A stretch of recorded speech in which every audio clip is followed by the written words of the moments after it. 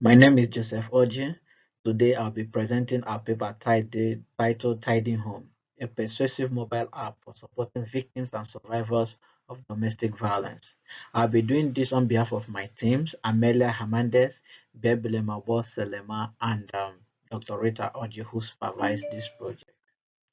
Domestic violence refers to a pattern of behavior used by one person to gain power and control over another whom they previously had or still have intimate relationship. The United Nations records that 1 in 3 women worldwide experience domestic or sexual violence, mainly from intimate partners. Also, data across Canada shows that 7 out of 10 people who experience domestic violence are women or girls.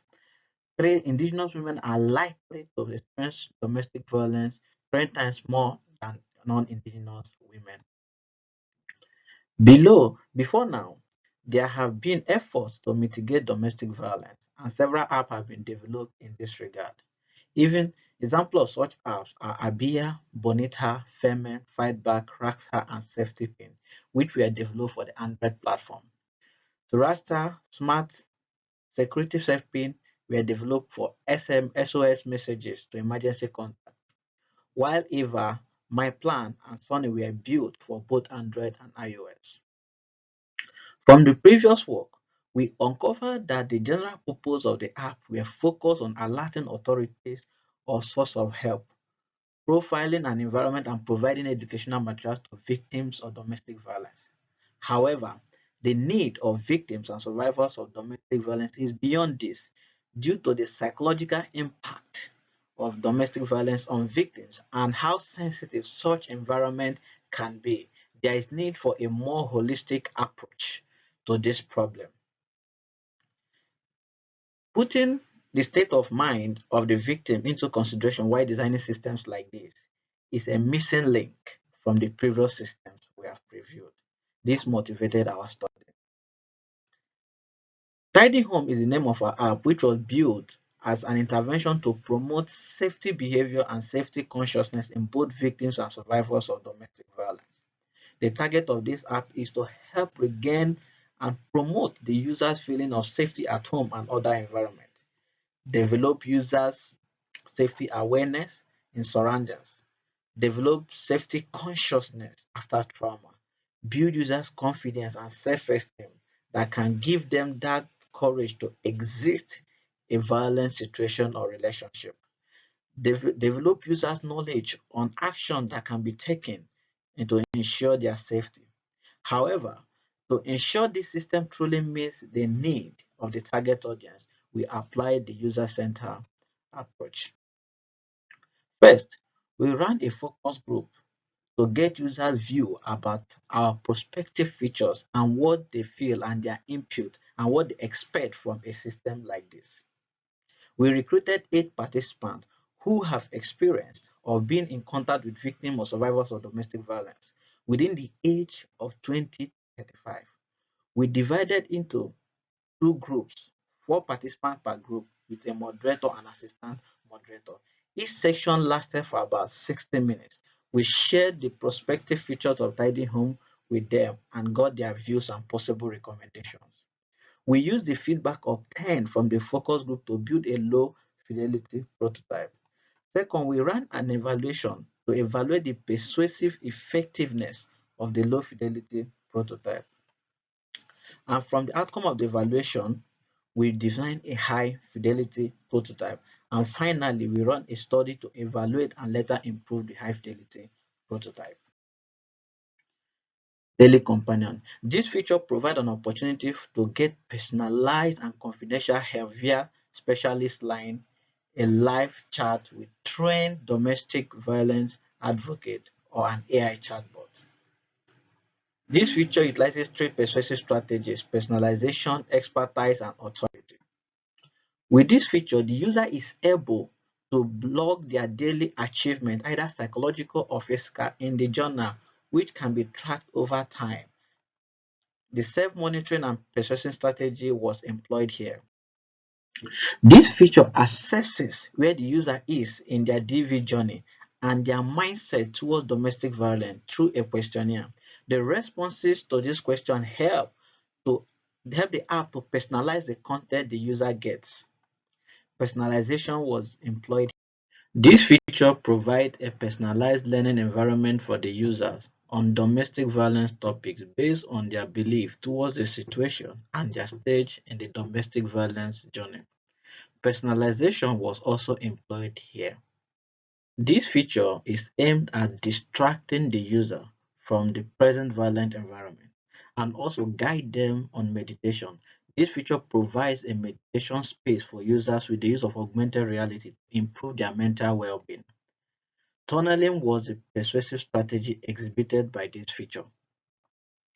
Third ear enabled the user set up a pre-recorded distress sound in the case of an emergency. If this sound is detected, the user's emergency contact and emergency authorities are notified. This feature is aimed at giving the user the confidence that they are not alone, that they can get help automatically. There are two persuasive strategies at play here: reduction and personalization. This feature, panic button, gives the user an opportunity to alert their emergency contact and relevant authorities when the activation button is clicked. This feature augments the third ear feature, as some victims may want to call for help quietly without making a sound. The persuasive strategy here is reduction. Encourage gives daily words of encouragement from reliable sources according to users' mood to help improve their self-esteem as victims or survival of domestic violence, and to remind the victims of appropriate steps and action to be taken and resources to explore. This feature employs two persuasive strategies: authority and reminder. From the thematic analysis of the focus group, we identify 6 common themes: privacy concern, requesting emergency help, emotions and well-being, connecting with people, cognitive load, and secondary effect, which inform the design of the app's low-fidelity prototype. Panic button. 75% of the entire participants found this feature interesting. Daily companion 50%. 75% of the participants showed interest in self-discovery. Diary had 62% of the acceptance of the participants, while knowledge box had 50% of participants' interest. Third year, 50% of the participants found this feature interesting but expressed concern about privacy. However, privacy protection measures were recommended, like allowing the user to activate the feature with passphrase or sound when he or she senses danger, to avoid the app listening to the environment perpetually. 37% of we had interest in engaging in encouragement. Meditime. Only 12% of the participants were interested in the original intent of this feature, which was to use augmented reality to give the user an opportunity to visually practice domestic violence scenarios that could happen in real life and survival skills. Participants were concerned about the secondary effect of this feature, as it could trigger bad memories and increase trauma. However, majority of the participants recommend that this feature be redesigned to distract the user from the hostile environments, which was adopted. Low fidelity prototype and evaluation. The findings of the focus group session enabled us to fine-tune the proposed features, then design a low-fidelity prototype using Balsamiq tool. To illustrate the 11 features with an online survey, we evaluated the low-fidelity prototype. We presented detailed description of what the prototype does and a link to the Balsamiq platform where the users interacted with the low-fidelity prototype. We computed the average score of responses gotten for each feature, and then with our one sample t-test, we were able to determine the perceived effectiveness of each feature with a neutral point of 3 from a 5-point Likert scale.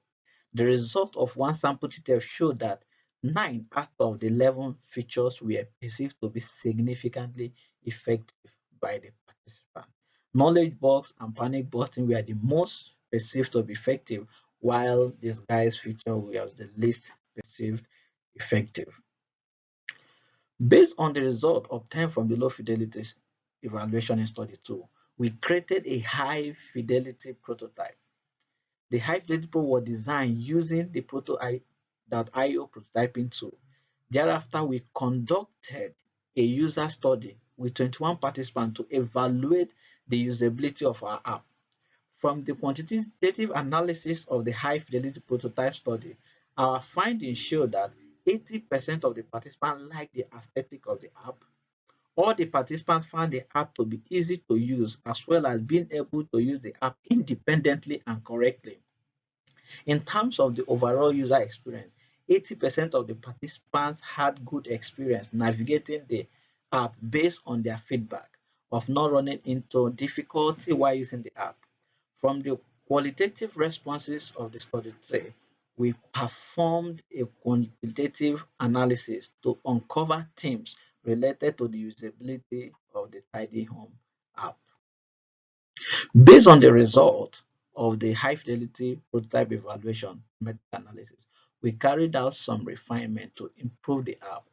The improvement was organized by themes. Customization, we included an option to change the color for allowing users to personalize their system and make it compatible to their test. Simplicity and learnability, we added more detail to the description of some of the features of the app. This would allow users to understand the purpose of the features and provide guidance on how to use them. In summary, we had 8 participants in the study, which was a focus in study 1, which was the focus group, 11 participants for the low fidelity prototype evaluation, and 21 participants for the high fidelity prototype evaluation. We employed the user-centered design approach to ensure we address the pain point of users.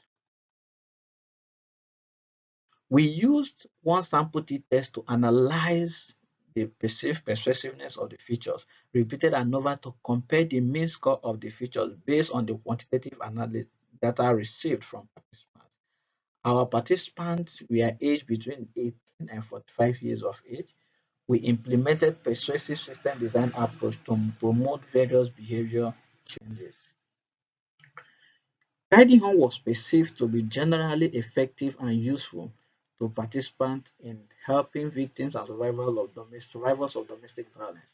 However, this project cannot help victims who don't have access to mobile phone, and the few number of participants in the study was also a limiting factor.